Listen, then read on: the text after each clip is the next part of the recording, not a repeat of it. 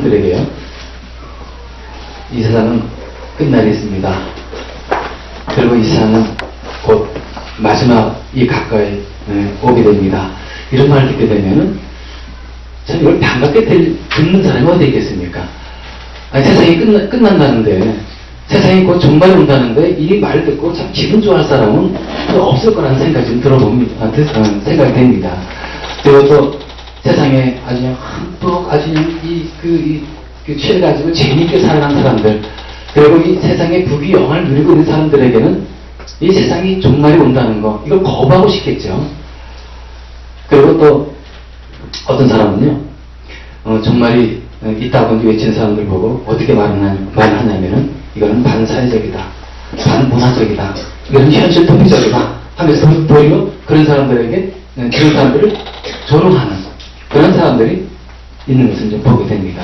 그런데요, 여러분, 얼마 전에 1월달이죠. 1월달에 우리 IT에서 큰 지진이 일어나지 않았습니까? 여러분, 지진 보면서 참 여러분들도 아마 이 텔레비를 통해서 보셨을 겁니다. 어떻습니까? 정말 이 세상은 이게 안전한 것이 아니구나. 여러분들, 우리 이런 생각 좀 들지 않았습니까? 그리고 오늘 본문 말씀에서도 우리가 주시는 이 본문 말씀이 어떤 말씀입니까? 세상은 영원하다. 이걸 가르쳐주고 있는 겁니까? 아니잖아요. 세상은 영원하지 않다. 세상은 끝이 있다. 세상은 반드시 종말을 맞이한다. 이것을 우리에게 지금 알려주고 있는 것 아니겠습니까? 근데 이 좋은 이 아침, 좋은 이 주일날, 이 세상은 종말이 있고, 이 세상은 진짜 언젠가는 진짜 끝이 있다. 이 말하는 게, 글쎄요, 저도 유쾌하지는 않을 겁니다. 여러분도, 이 양이 들어서 지금 와가지고 주일날 좀 좋은 말 듣고, 좀 이렇게 소망적인 말 좀 듣고 하면 참 좋을 텐데, 왜 이 세상이 끝이 있다고, 이 세상 종말이 있다라고, 이렇게 이런 말씀 주실까, 이런 생각을 하는지 모르겠습니다. 그런데요, 이 세상이 종말이 있다는 것, 이 종말의 가르침이요, 우리에게 영적인 유익을 준다는 사실입니다. 여러분, 종말의 가르침이 우리에게 영적인 유익을 주는 겁니다. 여러분, 이 종말의 이 가르침을 무시하고 살아가는 사람들은요, 여러분, 이 눈을 어디에 두는지 아십니까? 세상에 둔다는 거예요. 여러분, 이 세상에 이 눈을 두고 살아가는 사람들은 어떤 사람입니까? 세상에 살다가 조금 어렵고 힘들면 좌절하고 절망하고 쓰러지고 이렇게 쉬운 삶을 살아갈 수밖에 없는 거예요. 그러나 이 세상에 눈을 두지 않고 막 미래에 눈을 두고 살아가는 사람들은 어떤 삶을 살아가겠습니까? 여러분, 이런 사람들은요, 적당히 살아갈 수가 없는 겁니다. 이 삶의 방향이 달라요.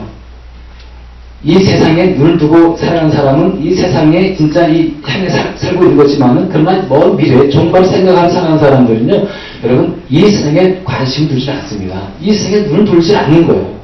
설사 이 세상에 진짜 이 눈을 돌고 살아간다 할지라도 이 종말의 가르침을 딱 듣고서요, 이 방향이 딱 달라지는 겁니다. 세상 가르침이 달라지는 거예요. 그러니까 종말의 가르침이 얼마나 우리에게 영적인 유익을 주는 것입니까? 뿐만 아니죠. 이 나의 삶의 방향이 세상을 향해 있다면요, 하나님을 향하도록, 그리고 천국을 향하도록 딱 시각을 바꿔주는데, 내 지금의 삶이 어떤 삶인가, 이 기준을 확실히 세워주는 것이 종말의 가르침이라는 것이죠. 그래서 이제 이 시간 우리는 이제 이 종말을 단지 아는 것으로 끝나면 안 되겠습니다. 아는 것으로 끝나지 말고요, 우리가 이 종말은 반드시 있을 것이고, 그리고 이 종말상을 통해서 내 이 삶의 이 관심이 과연 어디 있었는가, 이 땅에 있었는가, 그리고 이 세상에 있었는가, 이걸 우리가 한번 살펴야 되는 거예요. 그래서 이 교정을 해야 되겠죠. 체크를 해야 되겠죠. 이 성경에서 말세, 아니면 나스타임, 이런 식으로 표현을 합니다. 그리고 이 사인, 이런 징조들이 이제 성경 말씀에 쭉 나오는데, 오늘 말씀도 마찬가지예요. 오늘 말씀도 예수님께서 하신 말씀이지만은 이 종말에 대해서 상황과 그 다음에 사건에 대해서 지금 얘기하고 있는 거 아니겠습니까?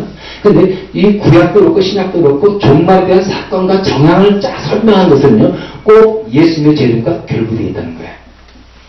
자, 이건 무슨 의미하는 겁니까? 세상 종말과 예수님의 재림은 같다는 거예요. 세상 종말이 언제 오는 겁니까? 예수님이 다시 오시는 그때가 세상 종말인 거예요.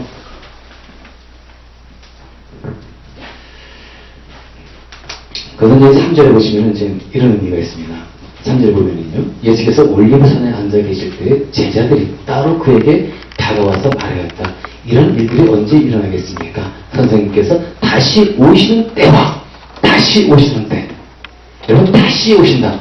예수님께서 다시 오신다. 그걸 이제 재림, 이렇게 얘기를 합니다. 재림. 그러니까 예수님께서 승천하신 예수님께서 다시 이 땅에 내려오시는 사건. 이 사건은 어떤 거라고요? 재림 사건인 거예요. 근데 이제 예수님의 재림이 확실히 있느냐 이겁니다. 예수님의 재림을 확실히 믿지 못하고 살아간다면요, 우리 이 눈은 어디에 머물 수밖에 없다고요? 이 세상에 머물 수밖에 없는 겁니다. 먼 미래를 볼 수가 없는 거예요. 예수님의 재림을 여러분들이 확실하게 이제 믿고 예수님은 꼭 반드시 오신다, 이런 믿음 가지고 이 세상 살아가야지 이 사람이 정말 신앙을 갖고 있는 겁니다. 그렇다면 그 예수님은 정말 오시냐 이거예요.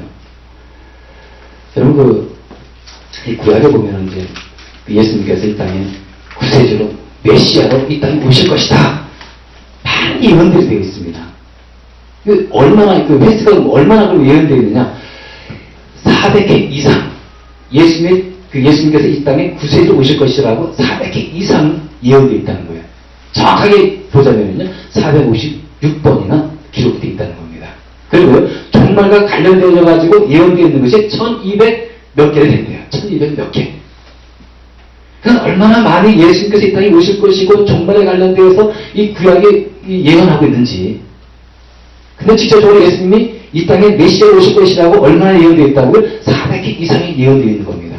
근데 예수님께서는 그 예언대로 이 땅에 오셨던 거예요. 구약에 예수님께서 이 땅에 오실 것이다라고 예언되어 있는데 그 예언대로 어떻게 하셨다고요? 예수님이 정확하게 오셨잖아요. 여러분, 예수님께서 동정녀에게서 태어날 것이다. 이렇게 예언되어 있었죠. 이사야에 보면은요. 그럼 예수님께서 그 예언대로 어떻게 태어나셨습니까? 동정녀에게서 태어나지 않았습니까? 그 예언대로 정확하게 태어나셨어요. 구약에 보면은, 예가서에 보면은요, 예수님께서 어디에서 태어나신다고 정확하게 지명까지 나오지 않았습니까? 베들레헴에서 태어날 것이다. 누가 말입니까? 메시아가, 예수 그리스도가 태어났습니까? 태어났습니까?